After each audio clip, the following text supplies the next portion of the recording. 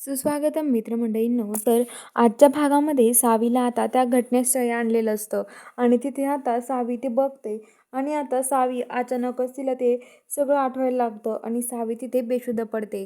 तर इकडे आता दामिनीला खूप आनंद होतो. ती म्हणते की बरं झालं, ही जर शुद्ध असते नाही ना सगळ्यांना सांगितलं असतं. तर इकडे आता सावीला घेऊन धैर्य ते घरी येतात.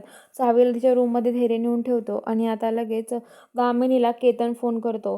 इकडे सावीची आई ही असते, ती म्हणत असते की आज देवा काही करून माझ्या सावीला बरं कर, माझ्या सावीची याददाश्त पुन्हा येऊ दे, माझ्या सावीला सगळं आठवू दे, असं म्हणत असते. आणि आता लगेच केतन आता दामिनीला फोन करतो आणि विचारत असतो की काय हो, सांगितलं का सावीनी, बरी आहे का सावी?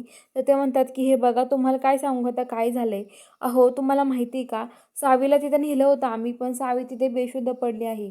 त्यामुळे आम्ही आता काहीच नाही करू शकत, तिला घरी आणलंय आता, असं म्हणते. आणि आता सावीची आई देवासमोर जाऊन लगेच हातांनी जोडायला लागते देवाला, म्हणते की प्रार्थना करत असते देवाला. तर इकडे आता लगेच जो धैर्य आहे, आता धैर्य तिथे लगेच हे करत असतो. धैर्य म्हणत असतो की आता खरंच काय करायचं. धैर्यला पण खूप टेन्शन आलेलं असतं. त्यानंतर सावीला तो डॉक्टरना बोलून सुद्धा सावी शुद्धीवर येते आणि आता सावी तिथे शांत झोपलेली असते. आणि आता धैर्य म्हणतो की बरं झालं माझी सावी बरी झाली. तेवढ्यात आता सावी झोपलेली असते शांत, पण तिला झोपेमध्ये ती भरचळते, खूप घाबरल्यासारखं करत असते.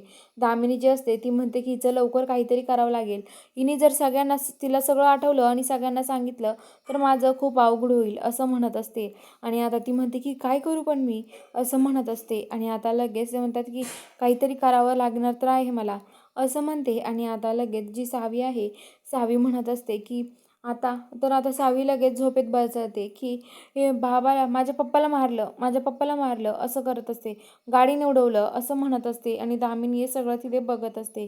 तर चला बघूया आता पुढील भागात काय ट्विस्ट असणार आहे. बघायला चॅनलला सबस्क्राईब करा.